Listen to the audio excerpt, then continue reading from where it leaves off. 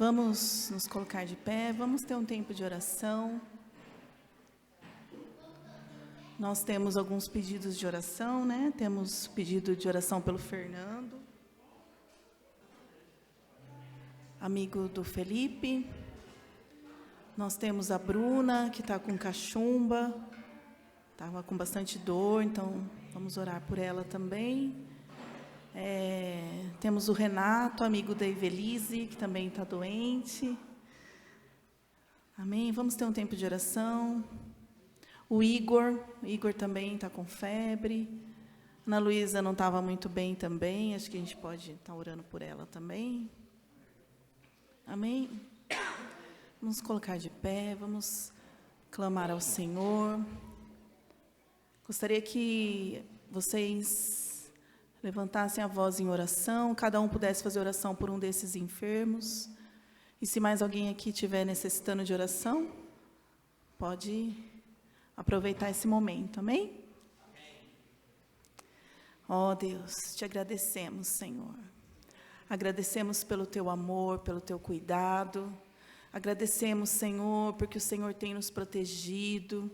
Agradecemos, Senhor, porque podemos, Senhor, desfrutar, Senhor, de quem Tu és, de um Pai amoroso, um Pai presente, Senhor.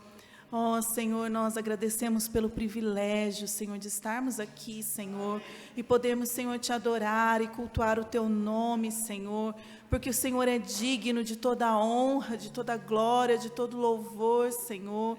O Senhor é digno da nossa adoração, Senhor, e nós nos alegramos, Senhor, de estarmos aqui na Tua casa, Senhor, para Te louvar, para Te adorar, Senhor. Ó, Senhor, leva, Senhor, cativo os nossos pensamentos, Senhor, que neste momento, Senhor, estejamos, Senhor, focados no Senhor, Pai. Tira, Senhor, toda distração, tira, Senhor, toda barreira, Senhor, tudo aquilo que nos impede, Senhor, de Te louvar, Senhor, de Te adorar, Senhor, como o Senhor é merecedor, Pai. Nós clamamos a Ti, Senhor, clamamos pela Tua presença neste lugar, Senhor. Ó, Senhor, Tu és, Senhor, o nosso convidado de honra, estamos aqui por causa do Senhor, Pai. Ó, Senhor, ser presente no nosso meio, Senhor. Ouve, Senhor, a nossa oração, Senhor, nós clamamos a Ti, no nome de Jesus, Senhor, no nome de Jesus. Aleluia.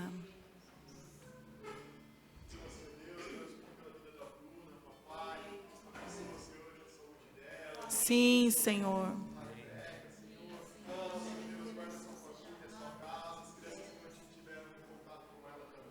Sim, Senhor. Sim, Pai.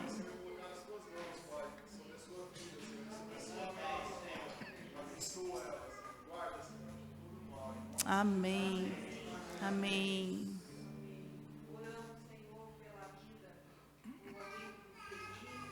Sim, Senhor.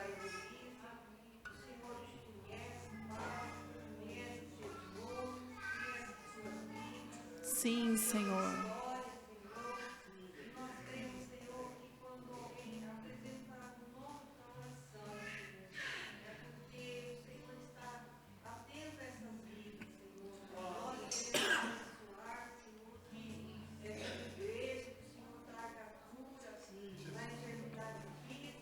Sim, Senhor.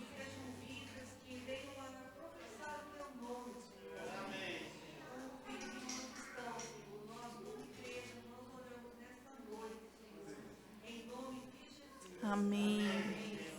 Amém.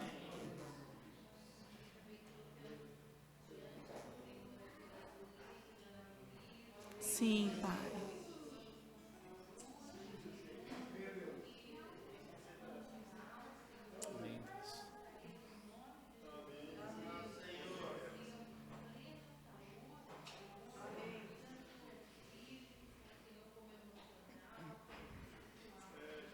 Amém.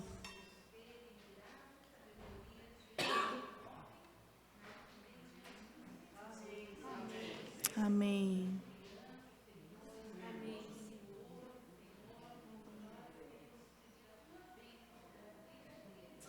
Amém. Amém. Amém.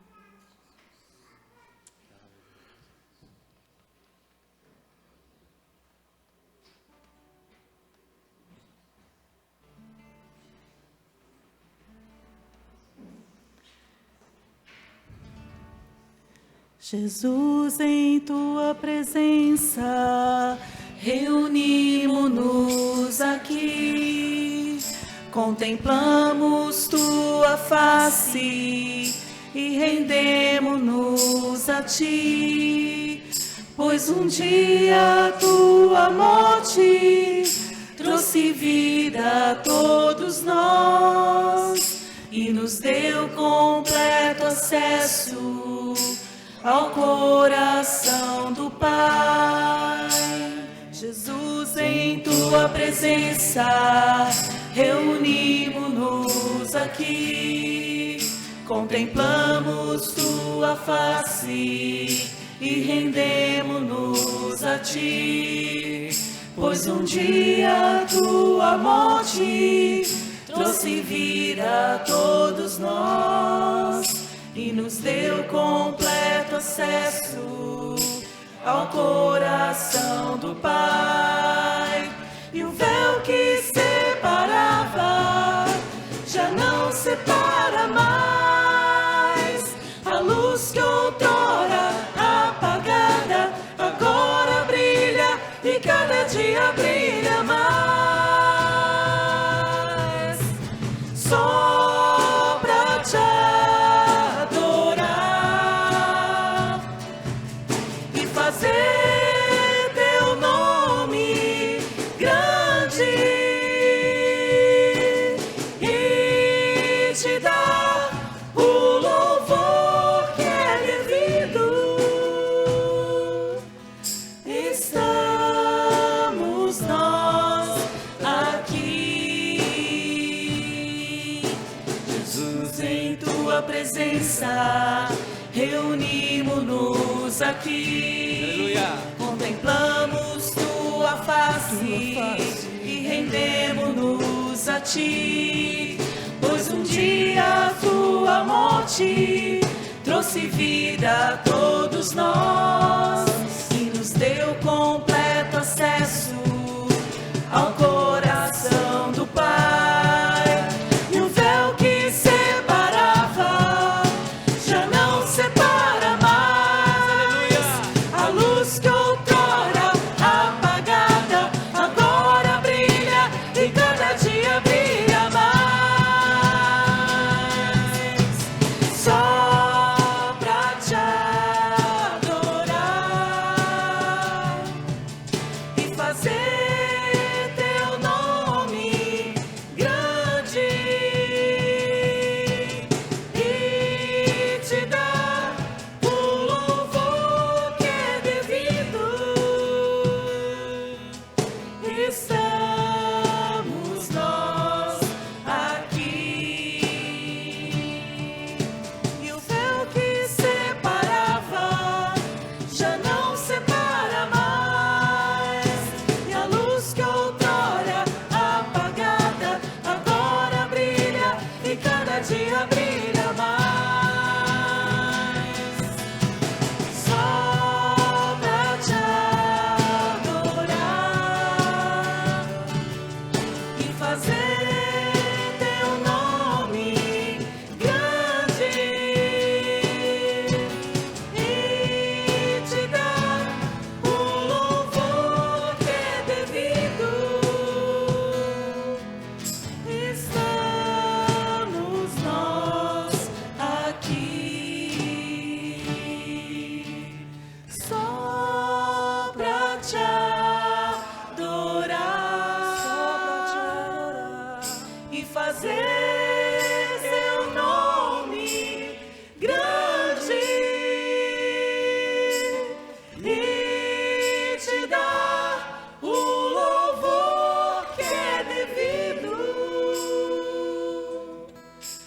Estamos nós aqui. Amém, aleluia. Oh Deus, sabemos, Senhor. Sim, Deus. Oh Senhor, sabemos que o Senhor governa, Senhor, sobre todas as coisas, Pai. E clamamos, Senhor, que venha o teu reino, Senhor. Que todo joelho se dobre, toda língua confesse, Senhor, que Jesus Cristo é o Senhor. Jesus Cristo é o Rei dos Reis. Não há ninguém acima, ninguém que possa governar. O Senhor é o Rei dos Reis. Aleluia. Clamamos, Senhor, venha o teu reino, Jesus. Aleluia. Pai nosso, que estás no céu, santo é o teu nome, venha a nós teu reino, seja feita a tua vontade na terra como nos céus. Teu reino vem na terra como nos céus. Teu reino vem.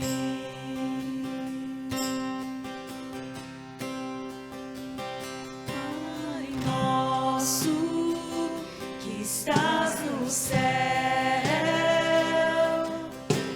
santo é o teu nome, venha a nós teu reino, seja feita a tua vontade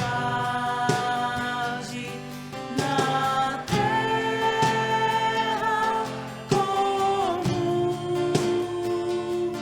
no céu. Teu reino vem na terra como no céu. Teu reino vem.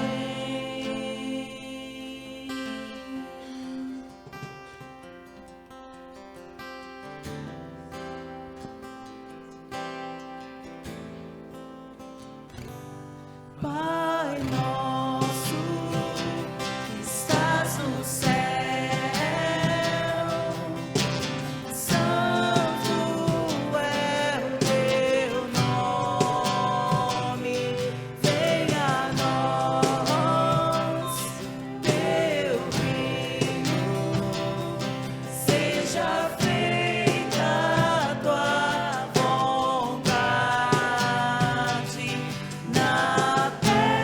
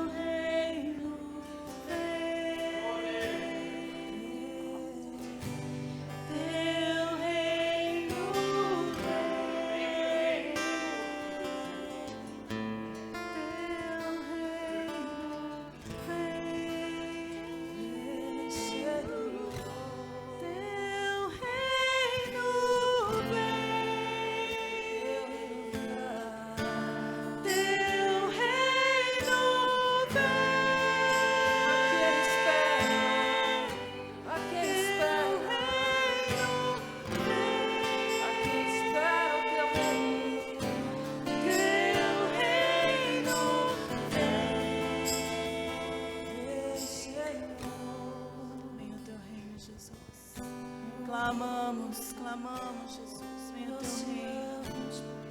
Oh, aleluia. Clamamos, Senhor. Ajuda-nos, Senhor, a manifestar o teu reino, Senhor, por onde andarmos, Senhor.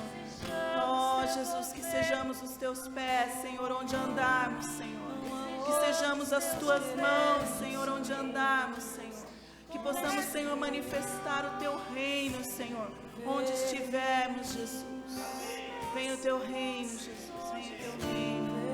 Clamamos, clamamos, Jesus. Aleluia,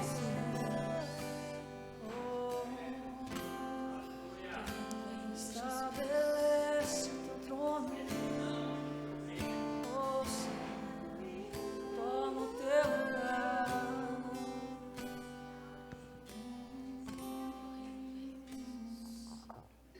Aleluia, Jesus. Aleluia. Querido, esse mesmo rei, esse rei que reina acima de todos, o Deus Criador que fez todo o universo, Ele te conhece, Ele te chama pelo nome. Como é precioso saber que o Senhor nos chama pelo nome. Ele nos conhece por inteiro, Ele conhece as nossas necessidades. Oh, aleluia. Como não adorar um Deus tão grande que se importa conosco tão pequenos. Aleluia.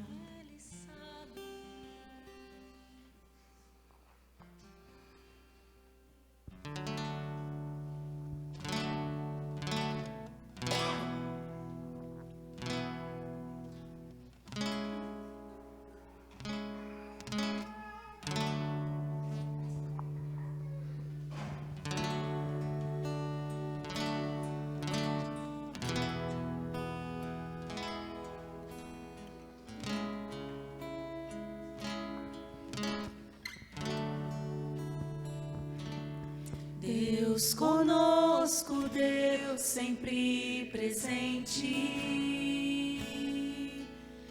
meu amigo eterno, inseparável,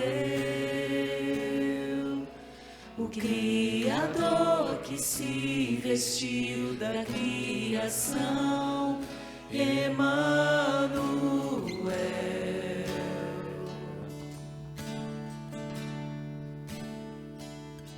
Deus conosco, Deus sempre presente,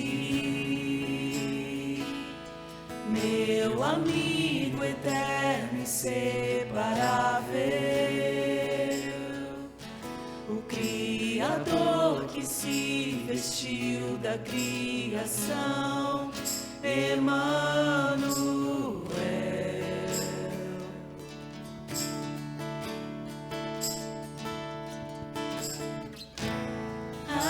As mãos que sustentam o universo, sustentam o meu coração. A voz que falou e tudo se formou, me chama pelo nome.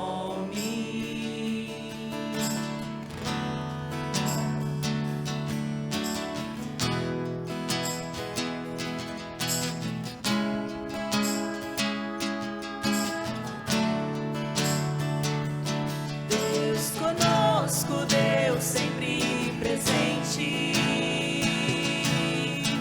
meu amigo eterno, inseparável, o Criador que se vestiu da criação, Emanuel.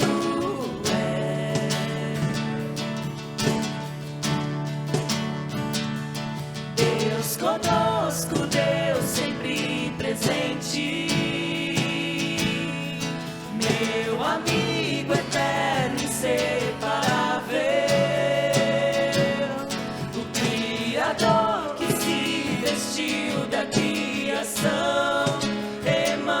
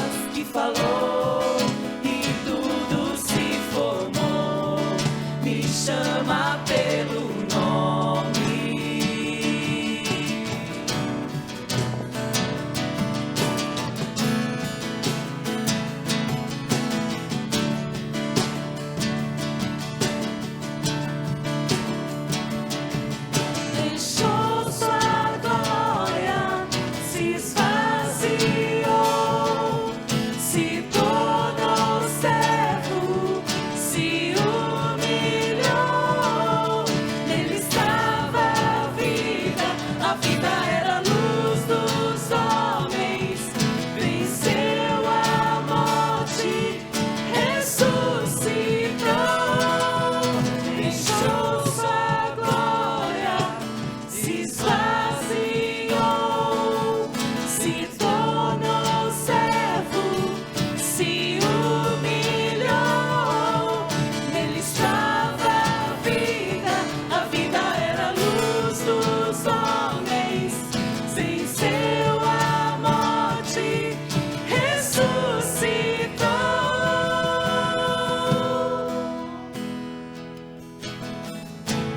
As mãos que sustentam o universo sustentam o meu coração. A voz que falou e tudo se formou me chama pelo nome.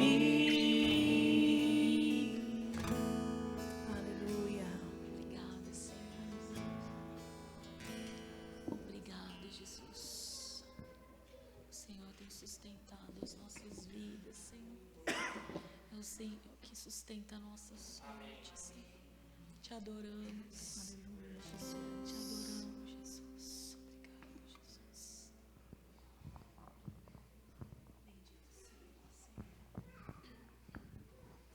Aleluia.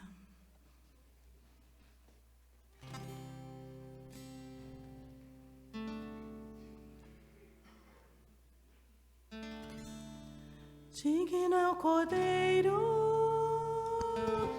que foi morto, santo, santo ele é. Um novo cântico ao que se assenta sobre o trono do céu.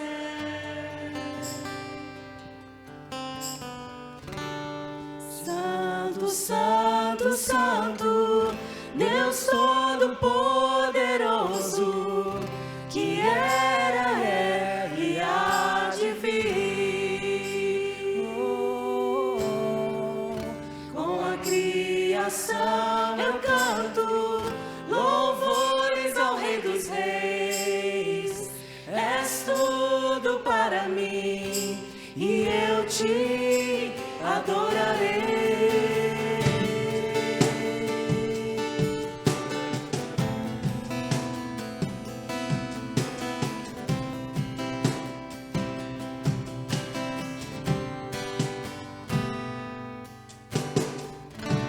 Está vestido do arco-íris, sons de trovão, luzes, relâmpagos.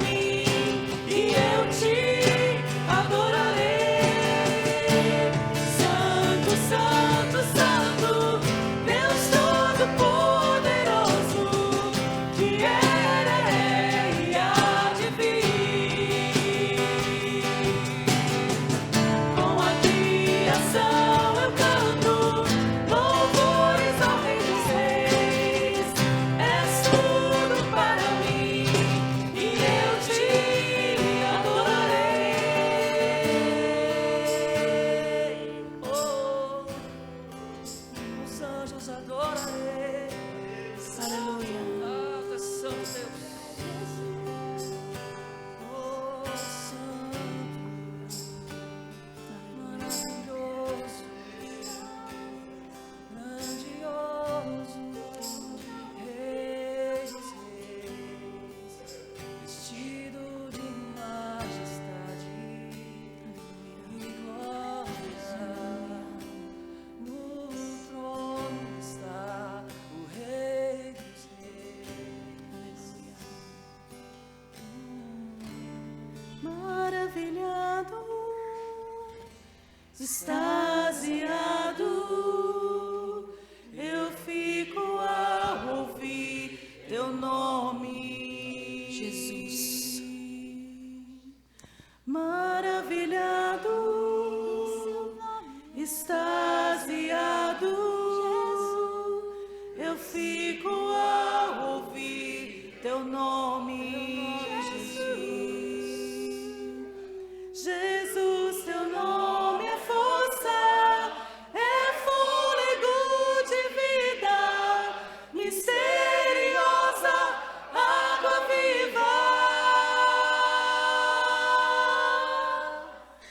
Santo, santo, santo, Deus Todo-Poderoso, que era e há de vir. Com a criação eu canto louvores ao Rei dos Reis. És tudo para mim e eu te adorarei. Adoramos, Jesus. Aleluia. Te adoramos, Jesus. Aleluia, Jesus. Aleluia. Aleluia. Te adoramos, Senhor Jesus. Só tu és digno de toda honra, de toda Te glória. adoramos, Senhor Jesus. Para todos Te sempre, amamos, Jesus. Aleluia. para sempre, Aleluia. para todos sempre, Jesus. Glórias a ti, Jesus. Amém. Os irmãos podem se sentar.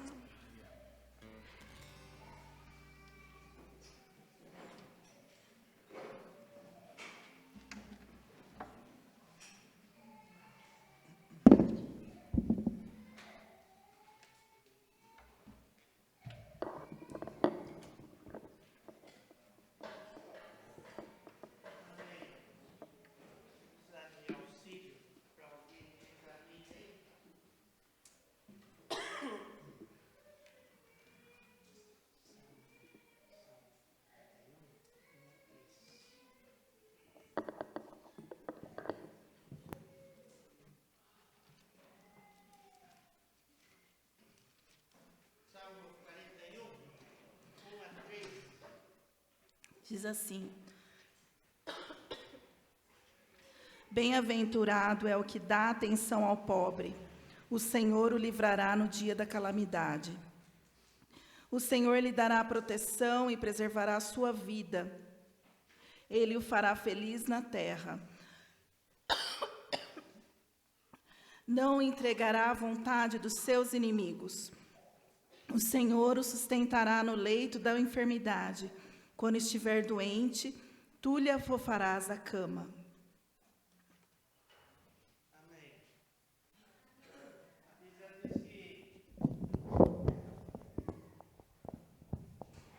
A Bíblia diz que nós somos filhos da promessa. Amém? Isso é interessante, porque aqui está um monte de promessa, né? Que diz respeito àquele que atenta para o pobre. Então, quando a gente faz alguma coisa, nós que somos chamados cristãos, a gente tem um embasamento na palavra. Amém? E Deus, Ele é um Deus dono de tudo, né? Do universo, de tudo que a gente imaginar.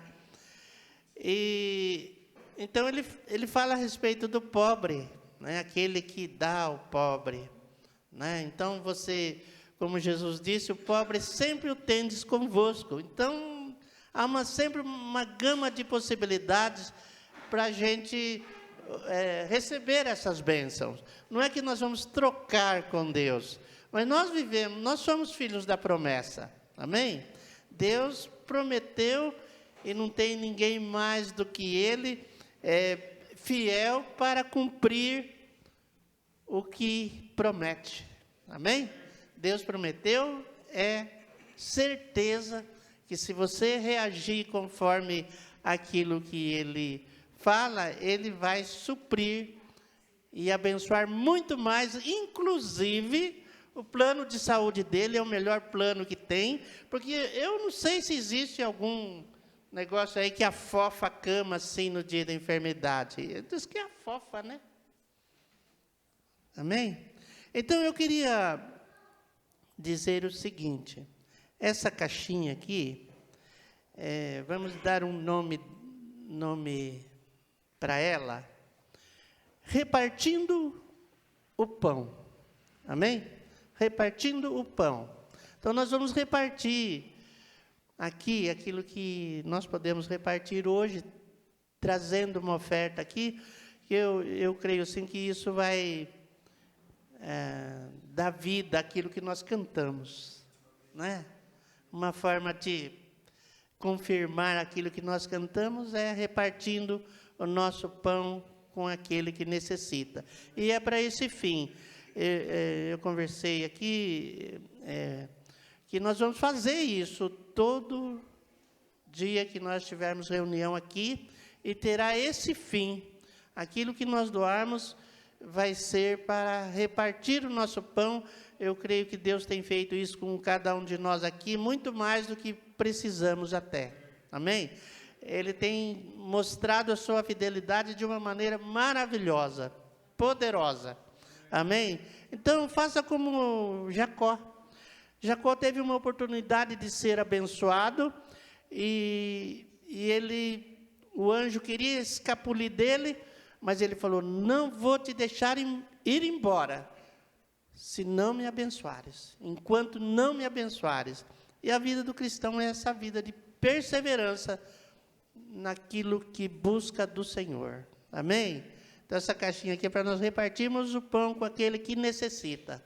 Amém? Por favor, nos ajude nisso. Amém?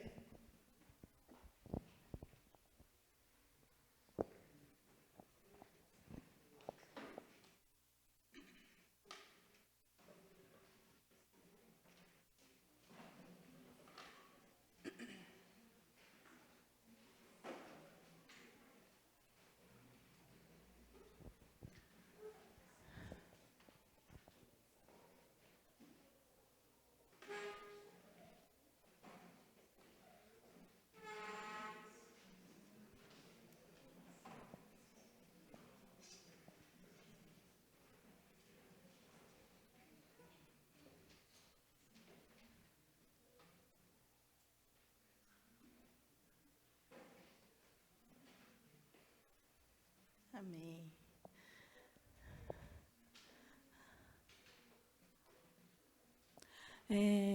Então, amanhã a gente tem culto infantil às 9h, e temos também homens de verdade. Então, os homens já trazem as crianças para o culto infantil e ficam para a reunião dos homens, tá bom? Essa é a última reunião, o último culto infantil em que as crianças vão estar juntas, porque nos próximos a gente vai separar os adolescentes. A gente está formando aí um grupo de adolescentes, então aí a gente vai ter ministrações separadas. No dia 1º de outubro, nós temos o culto à noite, às 19h30, e no dia 2, 9h, culto infantil. Percebam que é a primeira reunião do mês, mas a gente vai manter no sábado por conta das eleições. Mas no dia 2 tem culto infantil mesmo assim, tá? E dia 8 de outubro, então, a gente vai ter o culto infantil às 18h, e no domingo nós vamos ter o nosso culto com ceia às 9h30, e vamos aí preparar um almoço para termos um período de comunhão. Amém? Vamos orar pelo Isaac, estenda sua mão. Amém. Senhor Deus, nós pedimos que o Senhor abençoe a vida do Isaac, Senhor. Ó, Senhor, que ele seja a boca do Senhor, Pai, nesta igreja, Senhor, que ele venha trazer uma palavra que está no teu coração, Senhor. Usa, Senhor, a vida deles, Senhor, para nos abençoar, para abençoar a Tua igreja, Senhor, para ministrar aos nossos corações, Senhor. Tira toda a distração, prepara o nosso coração, Senhor, para ouvir a Tua palavra, em nome de Jesus. Amém.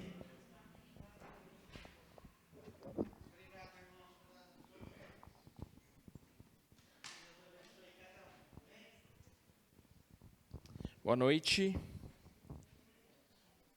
Você achou arte aí, Jô? Então, eu coloquei no grupo da igreja, hoje de manhã, o tema que a gente vai tentar trabalhar essa noite agora.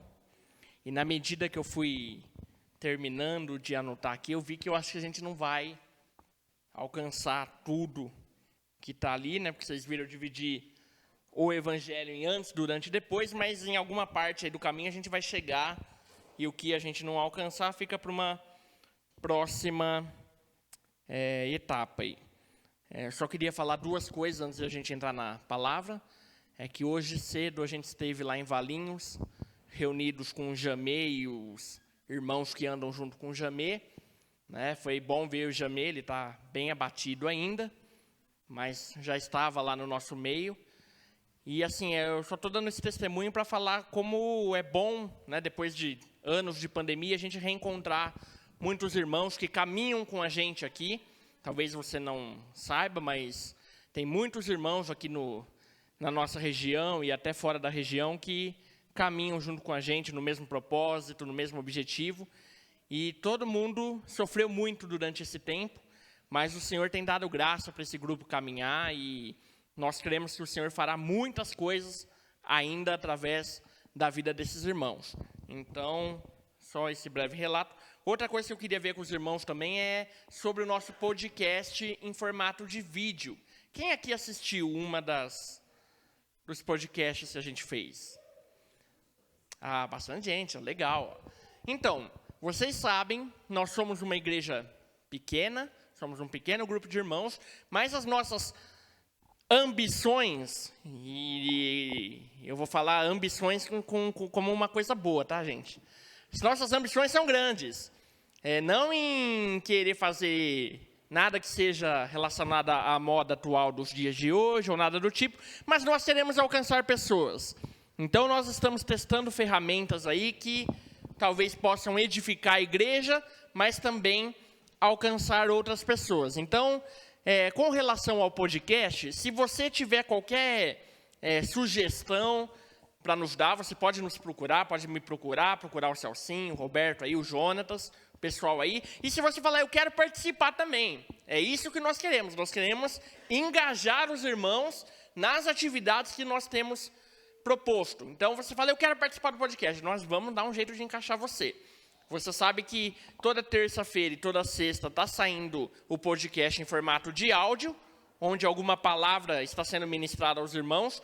São ferramentas que a gente está testando aí para entender como que no ano de 2022 a igreja vai propagar o evangelho e também não só propagar o evangelho, mas também como nós vamos de uma melhor forma edificar uns aos outros. Amém? Então os irmãos continuem assistindo, podem compartilhar o link para outras pessoas, que a nossa ideia é ir melhorando.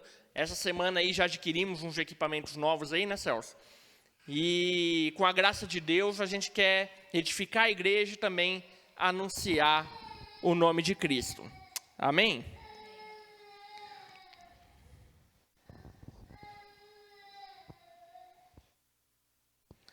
Romanos capítulo 1, versículo 8. É um versículo, aqui eu coloquei errado, não é 8 não, é 16, viu? Romanos 1, versículo número 16, nos diz um versículo que todos conhecem. O evangelho, não me envergonhe do evangelho, pois ele é o poder de Deus para salvar todo aquele que crê. Não é isso? Para a salvação, né? Para a salvação de todo aquele que crê, primeiro do judeu, depois do gentil. E eu estava pensando esses dias, antes de trazer uma palavra aqui, que esse tema sobre o evangelho, ele é algo que a gente precisa ficar voltando para Ele a todo instante. Eu preciso ouvir, você precisa ouvir sobre o Evangelho nossa, essa palavra eu não sei falar. Periodicamente, isso aí, desculpa, irmãos, o meu português não é bom, não. Tá, vou melhorar. Mas nós precisamos ouvir o Evangelho sempre, porque é o Evangelho que vai produzir em mim, vai alcançar a minha vida, para me salvar. O Evangelho é aquilo que tira a minha vida de onde eu estava, para onde Cristo quer que eu esteja. O Evangelho é o poder de Deus para a salvação de todo aquele que crê. Então, qual que é a lógica e o raciocínio desse versículo? Eu preciso crer no Evangelho. O que acontece é que vai passando os dias, os tempos vão passando, e às vezes a minha fé no Evangelho, ela vai diminuindo. Porque às vezes, o Evangelho ele não é algo complicado, ele é algo simples. Mas às vezes na minha caminhada com Cristo, na minha caminhada com os irmãos, eu vou complicando as coisas. E aquele Evangelho genuíno e simples, que é o poder para a salvação de todo aquele que crê, eu vou deixando de lado e vou aos poucos esquecendo. Por isso que, nós já vamos ver aqui na palavra, Paulo nos orienta a ouvir o Evangelho sempre. Eu preciso que vocês falem do Evangelho para mim. E eu, como irmão de vocês, preciso falar do Evangelho para vocês. Essa é uma forma de nós não deixarmos o Evangelho de lado e sermos pessoas que realmente creem no Evangelho, que é o poder de Deus para a salvação de todo aquele que crê. Colossenses capítulo 1, versículo 13, nos diz que Ele nos resgatou do império das trevas para o reino do Filho. Amém? Os irmãos também creem. Às vezes a gente traz aqui alguns versículos que são muito comuns e os irmãos sabem, mas não é porque a gente não sabe outros versículos, não é isso, né? A gente poderia trazer outros versículos, nada a ver aqui, mais complexos talvez. Mas alguns versículos que a gente sempre repete, eles possuem verdades eternas de Deus. E nós precisamos, às vezes, relembrar eles para que a nossa fé seja fortalecida. Então, Colossenses capítulo 1, versículo 13 diz que Deus nos resgatou do império das trevas e nos transportou para o reino do Filho. Esse é o início do Evangelho. Os irmãos conhecem a história humana a partir de Gênesis. A história humana não começa onde a galera, os professores da escola nos dizem que ela começou. Para nós, aqueles que creem, a história do homem começa ali em Gênesis capítulo 1, versículo 1, que diz que Deus, no princípio, criou Deus o céu e a terra. Aí está o início do Evangelho. Eu coloquei aqui antes, durante e depois, mas pode ser começo, meio e fim. Tá? Tem toda uma narrativa bíblica. E nós estamos começando aqui no antes, que na verdade poderia ser início. Mas o Evangelho, ele começa ali em Gênesis. No princípio criou Deus o céu e a terra. Por que que eu vou passar por essas partes? Porque às vezes a gente se pergunta o que é o Evangelho. Você lê lá, a gente leu em Romanos, capítulo 1, versículo 16. O Evangelho é o poder de Deus. Mas o que é o Evangelho? Nós podemos dar várias definições, mas uma que eu coloquei aqui, que eu queria trazer para os irmãos, para a gente poder trabalhar esse tema de antes, durante e depois, é que o Evangelho é a compreensão ativa do plano eterno de Deus. Amém? O Evangelho, vamos repetir, é a compreensão ativa do plano eterno de Deus. O Evangelho é quando eu entendo os propósitos de Deus, a história eterna de Deus, e eu coloco a minha fé nessa história que Deus escreve. Amém? Os irmãos entendem isso? Todos nós conhecemos as etapas do Evangelho. Quais são as etapas? Deus criou o homem caiu, o pecado entrou na terra a partir do momento que o homem caiu. Em determinado momento, Deus precisou mandar o seu Filho unigênito para morrer pelos nossos pecados, para que nós pudéssemos ser salvos através do sangue derramado na cruz. O Evangelho é isso, correto? Amém? Os irmãos creem nisso? É uma história. Vocês percebem que o Evangelho, aquilo onde eu coloco a minha fé, ele é uma história. E não é uma história qualquer, é uma história que é feita por Deus. Deus criou o homem, Deus criou a natureza, Deus criou todas as coisas. Em determinado momento o homem caiu, e aí você sempre levanta aquela pergunta, mas Deus criou o homem sabendo que ele ia cair? Como é que foi isso aí? Será que Deus não sabia que o homem ia cair? Claro que Deus sabia que o homem ia cair. Porque o homem, irmãos, ele é criatura. Todos nós somos criaturas. Nós não somos criador. O único criador que tem é Deus. Então, o único que é incorruptível, o único que não tem problemas é Deus, porque ele é integral. Não existe problemas em Deus, mas o homem, que é criatura, está sujeito à queda, e Deus sabia disso, e mesmo sabendo disso, ele foi lá e cria o homem, porque Deus tem um propósito eterno. Lembra que eu coloquei aqui, o Evangelho é a compreensão ativa do plano eterno de Deus. Aí você pergunta, então qual que é o plano eterno de Deus? Eu escrevi aqui, essas são definições minhas, tá? Tanto a definição para Evangelho, quanto a definição para o plano de Deus, a gente pode dar N frases aí, a gente pode bolar várias propostas aí, desde que sejam bíblicas, para definir o que é Evangelho e para definir o que é plano de Deus. Mas nessa noite eu estou trazendo para vocês o que eu defini para mim, tá? Então, o Evangelho é a compreensão do plano eterno de Deus. E qual que é o plano eterno de Deus? É viver em comunhão perfeita com o homem e toda a criação. Lá quando Deus cria Adão, e Deus coloca Adão dentro daquela criação que ele fez, que foi o jardim, que é a terra, ali Deus estava executando o seu plano final, que era de ter relacionamento com o homem. Os irmãos sabem disso. Diz que ao fim da tarde o Senhor vinha ao jardim para ter comunhão com o homem. E aí quando o pecado entrou, o homem se afastou dessa comunhão de Deus. Mas Deus não desiste dos seus planos e do seu projeto. E tudo aquilo que foi elaborado no coração de Deus para a história será cumprido. Isso aí a gente pode deixar para um outro dia aí, que é o depois.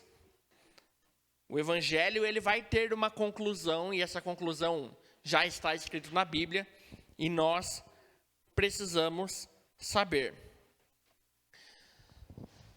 Mas a questão é essa, é que o Evangelho, ele é uma grande história, que tem começo, meio e fim. E eu preciso não apenas saber dessa história, porque você pode falar para mim, eu conheço a história do Evangelho, eu sei o que é o Evangelho. A primeira coisa que a pessoa te responde quando você fala sobre o Evangelho é sobre a morte de Jesus. Não, Jesus morreu pelos meus pecados e tudo mais. Tá, isso aí faz realmente parte do Evangelho, mas ele não é o Evangelho completo. O Evangelho é sabermos aquilo que Deus projetou desde o início, e não apenas saber, mas crermos nessa grande história. A história do homem, a história da redenção do homem, e a história de como Deus quer viver com o homem. Muitos de nós, ao longo da vida, nós sabemos de tudo isso. Se eu perguntar, eu acho que não tem ninguém aqui que se eu não desse o microfone, não saberia falar um pouco sobre essa história bíblica. Mas, irmãos, não basta nós sabermos das coisas. Nós precisamos ter uma fé ativa no que nós sabemos e no que é revelação da palavra de Deus. Se você abrir a Bíblia para estudar sobre isso, sobre a história do homem, sobre a história do Evangelho, você vai encontrar tudo lá. Não é novidade para ninguém. Mas tem uma diferença entre eu saber das coisas que aconteceram, acontecem e acontecerão, e de eu colocar a minha vida em prol desse Evangelho. O Evangelho, ele não pode ser algo estático, que fica apenas no meu intelectual, que fica apenas nas minhas emoções, no meu coração. Não, o Evangelho, ele precisa criar ação. Ele precisa transformar a minha vida. Eu saber das coisas que vão acontecer e saber que Deus está por trás dessas coisas, devem influenciar o meu dia a dia. Amém? É necessário escolher o Evangelho todo dia de manhã. Eu não acredito naquela coisa de uma vez salvo, sempre salvo. Porque a Bíblia diz que pelos frutos nós conhecemos o que foi plantado. Então é necessário, todo dia que eu me levanto, falar: eu vou escolher, confiar mais uma vez no plano de Deus, que é o Evangelho e que é o poder para a minha salvação e para a salvação daqueles que creem. Amém? Se eu não revisitar os pontos do Evangelho a todo instante, eu corro o grande e sério risco de me acomodar. De falar: não, eu creio em Deus, eu creio em algumas coisas, mas a minha vida, a minha rotina não é transformada por aquilo que eu creio. Irmãos, esse é o maior problema da nossa geração. Esse é o maior problema da igreja do Brasil. Os estatísticos dizem aí que o povo evangélico no Brasil é mais de 30% da população. Não é? Somados aos católicos, porque eu creio que tem muita gente salva no meio dos irmãos católicos. Então, somando católicos e evangélicos no Brasil, sabe qual que é a notícia? Nós somos a maioria. Mas nós não estamos vendo a nossa nação transformada por essa maioria que se diz cristã. O Brasil ainda é um país muito problemático. Não vou falar que é ruim porque eu amo o meu país, viu, irmãos? Nós temos que ter um amor de Deus, não aquele amor bobo, mas temos que ter um amor de Deus e um temor de Deus pelo lugar que nós vivemos e pelas pessoas que Deus colocou ao nosso redor. Por isso eu falo, eu amo o Brasil, amo os brasileiros. Foi aqui que Deus me colocou, Deus não fez eu nascer na Holanda. Tem até uma figurinha que rola pela internet aí, que é um nenezinho dentro da barriga, falando assim: por favor, Senhor, por favor, Califórnia, por favor, Senhor, Paris, alguma coisa assim. Aí o nenezinho nasce e ele pergunta para o médico: doutor, onde estou? Daí o doutor fala: Itacoaxetuba, São Paulo. Então, acabou, né? Mas assim, foi aqui que Deus nos colocou, então a gente tem que ter um amor pelo nosso país. Mas, olhando as estatísticas, o povo que diz crer no Evangelho, o povo que diz que acredita no Evangelho, hoje no Brasil é a maior classe religiosa. Tem mais evangélicos ativos no Brasil do que católicos, a verdade é essa. Você vê uma igreja, se você sair aí de domingo à noite, sábado não, porque a gente é meio diferente aqui. Mas se você sair domingo à noite pelas esquinas de Indaiatuba, você vai ver centenas de igrejas cheias de pessoas. Então, assim, pessoas que dizem que creem no Evangelho hoje no Brasil são a maior classe religiosa do país. E mesmo assim, nós não estamos vendo o país sendo transformado.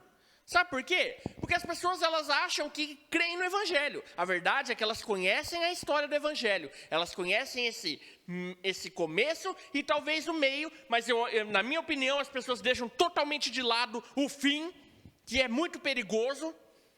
O fim da história da igreja aqui na terra vai ser complicada, porque o Senhor vai vir com inúmeros juízos, a começar pela igreja, depois pelas nações afora, e aqueles que dizem que creem, na minha opinião, eles deixam isso totalmente de lado, e têm uma fé que não é ativa no Evangelho.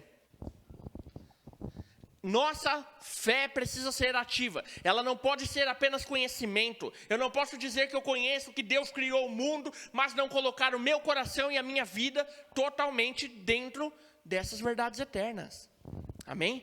Se nós tivéssemos, irmãos, com o temor de Deus aqui, se nós tivéssemos 10% de verdadeiros cristãos no Brasil, esse país seria transformado. Se 10% da população do Brasil fosse, sabe, cheios do Espírito Santo, essa nação seria transformada. E eu me coloco dentro disso, viu, pessoal? Né? Às vezes a minha fé pode estar passiva. Às vezes eu posso conhecer toda essa história do Evangelho, mas a minha vida não está refletindo aquilo que eu disse que creio. Vocês entendem, né, o que eu estou falando? Esse é o maior desafio hoje no país. Nós termos pessoas, e um desafio para a igreja também. Nós temos pessoas que não apenas conhecem a história da Bíblia, não apenas conhecem o plano de Deus, mas o desafio é que nós saiamos dessa acomodação e nos voltemos para o Evangelho de Deus, que precisa ser escolhido todo dia. Todo dia pela manhã eu preciso dizer não ao império das trevas, para ser transportado para o reino do Filho. Fala reino do Filho do seu amor. Eu gosto de parar no reino, porque eu não sei como que foi a tradução desse versículo aí, até preciso estudar um dia, porque ficou esquisito, né? Para o Filho do seu amor, para o reino do Filho do seu amor. Eu prefiro parar no reino do Filho, porque Salmos 2, os irmãos já cansaram de me ouvir falar sobre esse tema, sobre esse texto, diz que Deus já escolheu o seu rei. Deus já escolheu o rei das nações, e esse rei é Jesus Cristo. E quando o versículo lá diz que ele nos transportou do império das trevas para o reino do seu Filho, é desse reino que a Bíblia está falando. E é um assunto muito sensível esse também, porque nós estamos chegando próximo às eleições, e por muitas vezes, por nossa paixão humana, nós nos esquecemos que somos transportados para o reino do Filho, e nós queremos voltar para o império das trevas para escolher quem que vai ser o governante ali do império das trevas. Entendem? A gente sai de um lugar celestial que Deus já nos colocou, e nós queremos voltar para o império das trevas para ver ali com a política deles ali, quem que é bom para governar aquilo lá. Gente, eu e você, nós já estamos sob o governo de Jesus, porque nós cremos no Evangelho. E o Evangelho é o poder de Deus para nos colocar dentro desse reino. Amém? O versículo só fala, né, que nós fomos transportados do império das trevas para o reino do Filho. Mas, irmãos, também poderia estar escrito ali, mas não está, tá? Então, mas poderia estar assim, e fulano foi tirado do reino do Filho para ser colocado no império das trevas. Nós vamos ler alguns versículos aqui que diz que, analisando o texto, é possível você sair do reino do Filho e voltar para o império das trevas. Vamos ler aqui, ó. 1 Coríntios, capítulo 15, os irmãos podem abrir a Bíblia.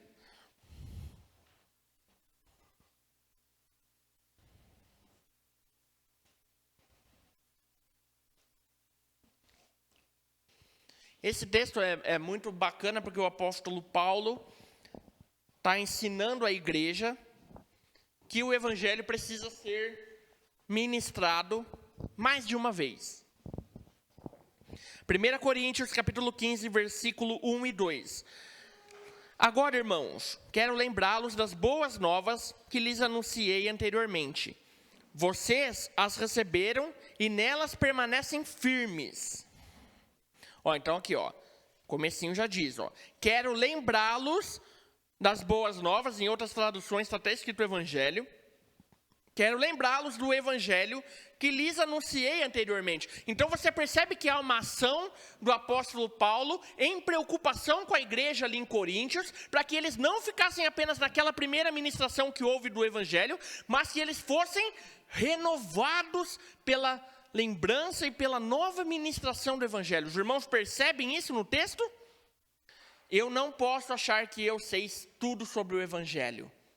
O evangelho precisa ser ministrado e eu preciso tanto proclamar. Por isso que pregar é bom. Não sei, vários irmãos aqui já tiveram a experiência de falar do evangelho para uma pessoa que não sabe nada sobre o evangelho. Conforme você vai falando, os irmãos podem falar se eu estou errado. Mas conforme você vai falando aquilo, parece que uma fé vai gerando profundamente no seu coração. Os irmãos já passaram por isso? Pode ser que a pessoa não aceitou, né? Isso acontece, você prega o evangelho e a palavra nos diz que não é qualquer pessoa que vai quebrantar o seu coração. Mas quando você começa a proclamar o evangelho para uma pessoa que não sabe nada, parece que uma fé vai gerando no seu coração. Então assim, por quê? Porque ao falar do evangelho você também está ouvindo. E a Bíblia nos diz que a fé vem pelo ouvir. Então eu preciso tanto pregar o evangelho para pessoas serem alcançadas e para eu ouvir novamente o evangelho. E eu também preciso ouvir de vocês. Para isso que também serve a igreja, viu, irmãos? Eu preciso ouvir de vocês a respeito do evangelho centenas de vezes para que isso aumente a fé no meu coração. Sabe o que eu faço? Às vezes a Dorothy fica brava, né? Mas eu entro no chuveiro e aí eu começo a achar que eu estou pregando lá. E eu começo a falar. Cara, é impressionante como eu saio do banheiro assim. Uau, eu sou crente, eu sou filho de Deus. Porque aquilo não são palavras que foram jogadas ao vento. Eu estou ouvindo aquilo que eu estou falando. E isso vai solidificando a fé no evangelho na minha vida. Amém? Vamos voltar aqui para o texto. Então o apóstolo Paulo está falando para os irmãos em Coríntios. Agora, irmãos, quero lembrá-los das boas novas que lhes anunciei anteriormente. Vocês as receberam e nelas permanecem firmes. São essas boas novas que os salvam. Ou seja, o que nos salva, irmãos? O evangelho. As boas novas. Isso que salva a minha vida do império das trevas e me leva para o reino do Filho. Amém? São essas boas novas que os salvam, se continuarem a crer na mensagem como lhes anunciei. Do contrário, sua fé é inútil. Olha só a carga de importância que tem esse texto que o apóstolo Paulo está ali exortando os irmãos. Olha, vocês precisam se lembrar do evangelho que eu preguei aí. E se vocês continuarem debaixo daquele evangelho que foi pregado, vocês serão salvos.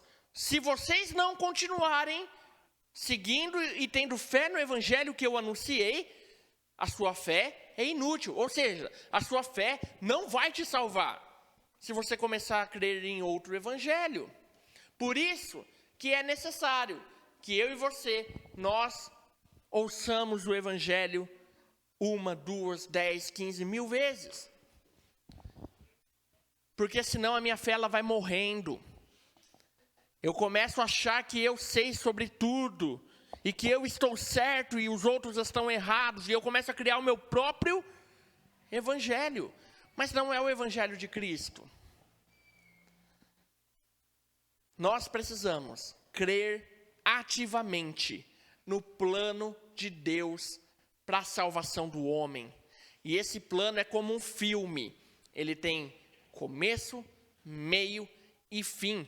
E o que mais me preocupa, se eu pudesse grafar aqui uma dessas palavras, eu separaria essa durante. Para nós, aqueles que já estamos com fé, nós que já estamos inseridos na igreja, esse meio, esse durante, é o mais perigoso. Porque o começo, o antes, eu já conheço. Qual que é o antes do evangelho, irmãos? Primeiro, Deus criou o mundo. Segundo, Deus criou o homem. Terceiro, o homem caiu. Quarto, Jesus precisou ser sacrificado no meu e no seu lugar para que nós pudéssemos ser transportados do império das trevas para o reino do Filho. Esses são os pontos básicos ali. Esse é o antes. Quando você e eu, esses dias morreu a rainha Elizabeth, aí vocês viram lá, né? 95% da população da Terra, não, 98% da população da Terra não tinha nascido. Quando nasceu, a rainha Elizabeth já era viva. É esse o gráfico, né? Aí eu gosto muito de acompanhar esses acontecimentos, né? Então alguém falou, olha, quase todo mundo que nasceu, 98, 99% da galera que está viva hoje na Terra, quando nasceu a rainha já era viva. Mas daí eu achei uma pessoa que nasceu antes da rainha, que é o pai do Zé, né, tio? O pai do Zé essa semana fez 98 anos, né? Quase um centenário, né? Aí eu falei, uau, tem quanta coisa, né, esse senhor já viu, né? Matsunaga-san já viu na vida, né? Então, assim, nós temos que olhar com carinho e com devoção santa ao que já aconteceu. Mas o que já aconteceu eu não posso mudar. A única coisa que eu posso mudar é o que está acontecendo agora. Entendeu? É analisar minha vida e falar o que a minha vida está diferente do que propõe a palavra de Deus, do que propõe a Bíblia, e me arrepender e voltar para uma fé ativa em Cristo. Amém? Nós precisamos crer. Conforme os anos passam e o conforto aumenta, viver a vida de fé passa a ser algo secundário. Por que eu coloquei isso? Porque é muito o caso do nosso país, eu acho. Se você se lembra da década de 80, eu nasci só em 89, né?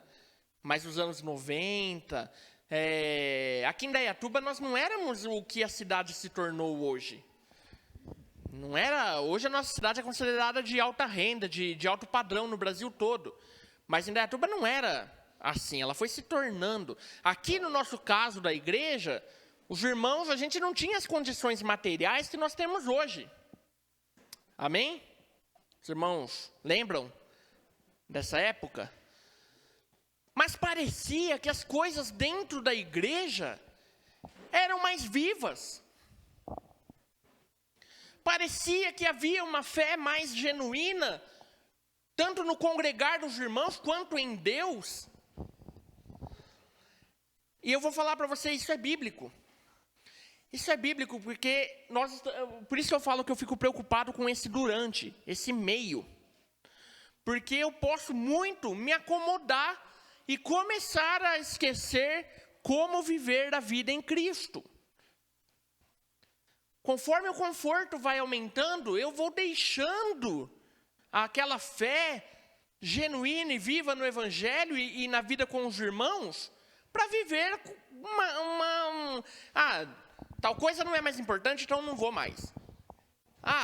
Essa reunião X não dá para ir, eu não vou, então tá tudo certo.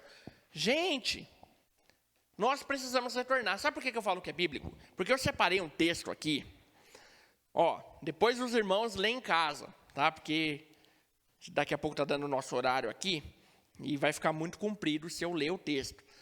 Mas depois os irmãos lêem em casa o capítulo 2 do livro de Jeremias. Ali é uma palavra profética que Deus deu a Jeremias lançar para o povo de Israel, onde, dentro dessa palavra profética, Deus está perguntando: olha, o que eu fiz de errado? O que eu fiz de ruim para Judá e Israel, para os seus pais me abandonarem? Vocês leem em casa depois, tá? Vou mandar referência lá no grupo da igreja, no WhatsApp.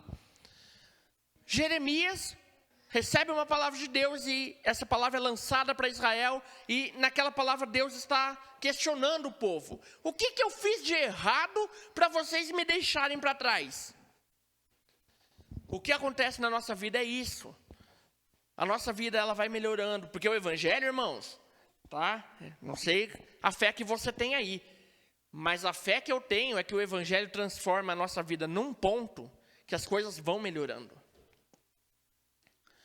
Conforme o evangelho vai entrando na minha vida, conforme eu vou ganhando conhecimento de Deus, e a palavra diz sabedoria, conforme eu vou ganhando sabedoria de Deus, até a minha vida financeira, ela prospera. Porque eu começo a viver debaixo de princípios bíblicos, certo? Mas acontece que às vezes a nossa vida fica tão boa que o evangelho vai perdendo força e ficando para trás. Os irmãos entendem isso? Capítulo 2 de Jeremias, o profeta recebeu a palavra de Deus e questiona o povo: o que eu fiz de tão errado para vocês não me levarem mais como centro? Irmãos, o evangelho precisa ser o centro da minha vida, precisa ser o centro da sua vida. As coisas que eu vou fazer, o meu relacionamento com a minha família, o meu emprego, o meu estudo, a minha vida na sociedade, ela precisa girar em torno dessa centralidade que é o evangelho. Não tem outro espaço para o evangelho. Se o evangelho deixar de ser o centro da minha vida, eu já não estou mais crendo no evangelho. Se a minha vida na igreja com os irmãos deixar de ser o centro, onde eu vou alocando as outras partes da minha vida em volta para poder servir a Deus junto com os irmãos, talvez eu tenha que repensar o evangelho. Porque a Bíblia é radical, ela nos chama a uma entrega total da nossa vida diante de Jesus. Por isso eu coloquei lá, o evangelho é uma compreensão ativa sobre os planos de Deus, sobre o propósito de Deus. Não é uma compreensão, não é um entendimento, não é uma sabedoria que fica parada, mas não, é um conhecimento ativo que gera vida. E essa vida transforma tudo que está ao meu redor. Amém? Os irmãos creem nisso? Depois você vai ler lá, no fim do livro de Jeremias, sabe o que acontece, irmãos? O rei Nabucodonosor chega ali em Jerusalém e acontece uma desgraça geral ali. Diz que pegou todos os profetas e degolou os profetas, e o negócio ali foi macabro. Jerusalém foi destruída, o templo do Senhor, a casa do Senhor foi saqueada. E você vai falar: nossa, meu Deus, olha o que o diabo fez. Não. No último capítulo de Jeremias, você pode ler lá, e diz que o Senhor ficou com tanta raiva dos judeus que tinham deixado o Senhor de lado, e que ele levantou Nabucodonosor e mandou lá para que o povo fosse disciplinado. Misericórdia, Senhor. Eu não quero isso para a minha vida, eu não quero isso para as nossas vidas, porque eu creio que, a partir do momento que eu coloco Jesus no centro, eu estou amparado por Deus, e a minha vida é repleta de bênçãos, só que depende de eu me arrepender todo dia de manhã, tá, gente? Não é agora aqui, não, mas é todo dia lembrar, me arrepender e colocar Jesus no centro. Talvez a gente transforme isso aqui numa série para estudarmos mais a fundo sobre o evangelho, esse antes, durante e depois. Mas eu deixo isso para vocês. Não basta eu saber toda a história de Deus para o homem. Eu preciso me colocar dentro dessa história, do lado de Deus, tá? Hoje em dia, a última coisa que eu vou falar aqui, se você ligar a TV hoje, você vai ver um monte de analista político dizendo que o Brasil está sofrendo com a polarização. Quem já ouviu isso? As pessoas falam que o Brasil está sofrendo com a polarização. E é verdade, é bíblico. A palavra diz que uma casa dividida não subsistirá. Ou seja, uma casa onde não há união, um lugar onde não há união, não irá para frente. O nosso país hoje, e não é só o Brasil, as nações estão assim também, elas estão divididas, muito por causa da política. Então nós temos brasileiros contra brasileiros, isso não é legal e não vai ser bom para a nossa nação. Mas eu vou te falar uma coisa, não é porque isso é ruim para o Brasil, que isso não aconteça a nível espiritual. Quando nós lemos esse versículo que diz que somos transportados do império das trevas para o reino do Filho, irmãos, aqui é uma polarização gigante, tá? Essa é a maior polarização que existe. De um lado, Satanás e seus demônios, e do outro lado, Deus e o seu Filho escolhido para reger as nações. Existem esses dois lados.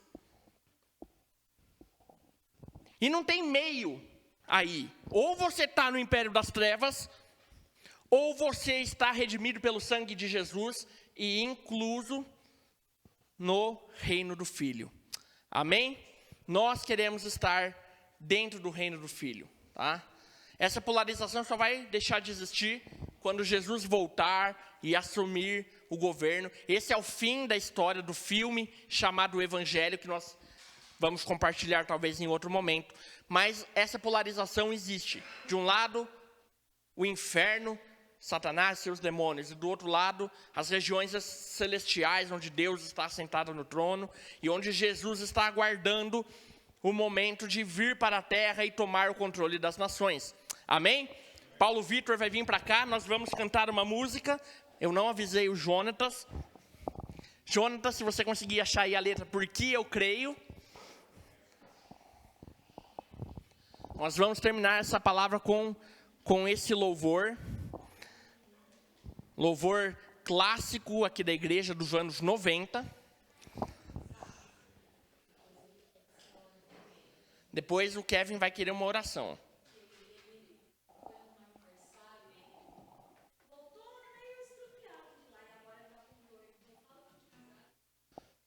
Nós vamos impor as mãos sobre você, Kevin.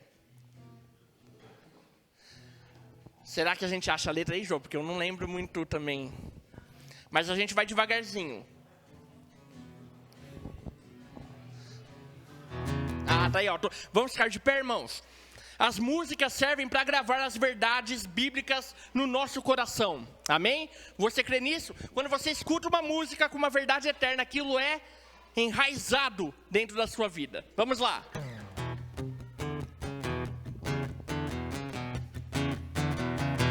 Eu creio em Deus Pai, Senhor Todo-Poderoso. Eu creio no Filho, unigênito de Deus. Eu creio no Espírito Santo, poder enviado a nós dos céus. Eu creio em Deus Pai, eu creio em Jesus, o Cristo Filho de Deus. Porque eu creio, eu sou feliz, pois tenho a vida eterna em Jesus. Porque eu creio, eu sou feliz, feliz. Tenho a vida eterna, tenho a vida eterna, tenho a vida eterna em Jesus. Agora a segunda parte. Eu creio na igreja pura, santa. Aleluia, nós cremos. Eu creio que Cristo morreu, mas ressuscitou. Eu creio na ressurreição daqueles que em Cristo estão. Eu creio em Deus Pai, eu creio em Jesus, o Cristo Filho de Deus. Porque eu creio, eu sou feliz, tenho a vida eterna em Jesus, porque eu creio, eu sou feliz, feliz. Tenho a vida eterna, tenho a vida eterna, tenho a vida eterna em Jesus. Aleluia! Senhor, nós temos a vida eterna no Senhor. Pai, nós nessa noite confessamos que cremos no Evangelho, Senhor.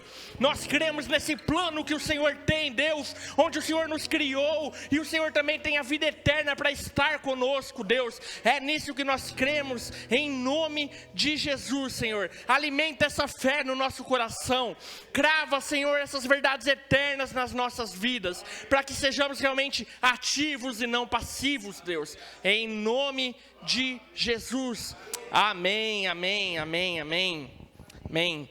A gente já vai orar pelo Kevin. Eu só, enquanto cantava aqui, eu lembrei aqui de um texto.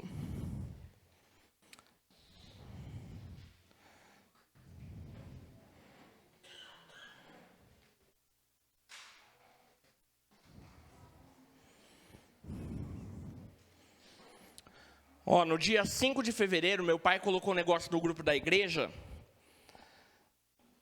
que ele fala da alegria no Senhor, né? E depois eu vou mandar de novo esse texto para os irmãos lerem, que foi muito interessante.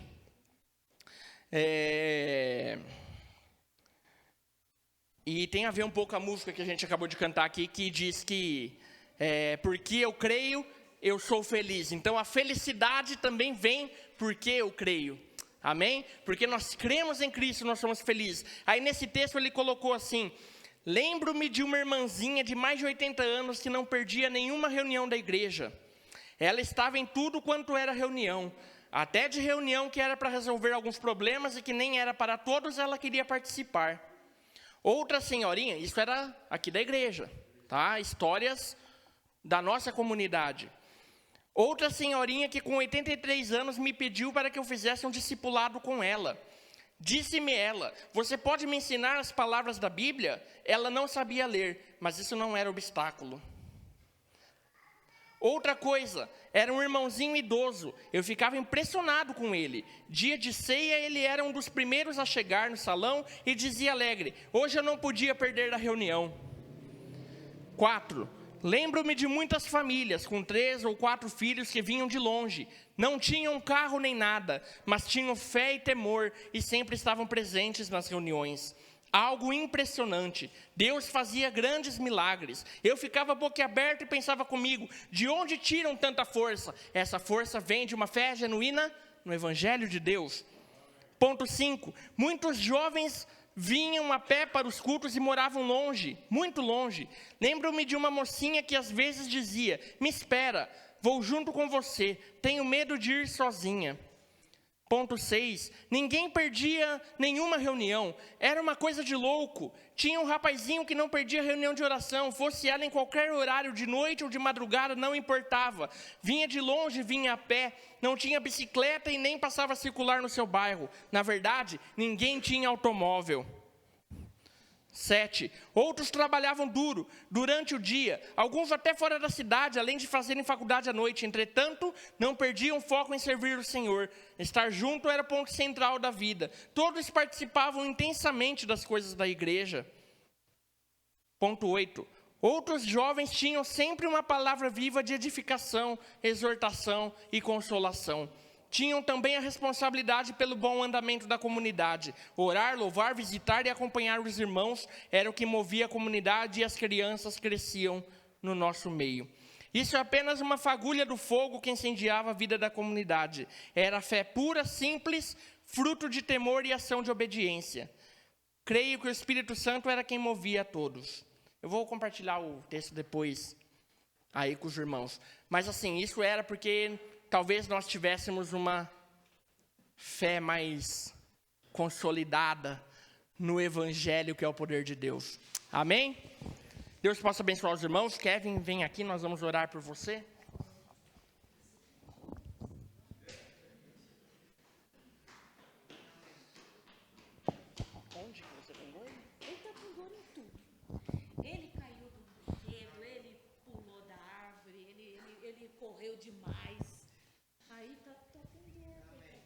Amém. Ele está com bastante dor aqui, ó. Tem óleo? Os pastores vão passar o óleo no Kevin aqui.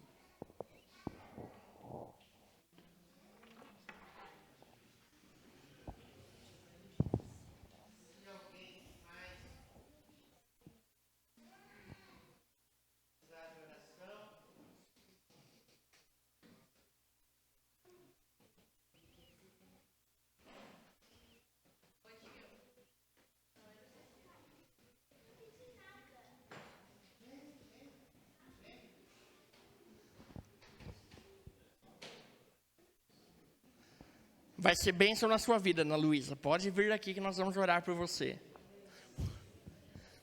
Amém, Senhor, com a autoridade que o Senhor nos dá na Tua palavra, Senhor, nós estendemos as nossas mãos sobre a vida dos nossos irmãos, para que sejam curados, Deus, em nome de Jesus, sejam curados, Pai, seja qualquer resfriado, gripe, dor física, Senhor, neste instante, que saia, Deus, em nome de Jesus, Pai, como ordena a Tua palavra, para que nós oremos e as pessoas sejam curadas, Senhor, em nome de Jesus, oramos pela Ana Luísa, pelo Kevin, pela Inês, para que sejam cheios do Espírito Santo e curados, Senhor, no nome precioso desse Rei que nós falamos nessa noite, o Rei Jesus. Pai, no Teu nome, em nome de Jesus. Amém, amém, amém. Amém. Irmãos, uma boa semana, o Senhor os abençoe. Não deixe de ler Jeremias capítulo 2. Amém.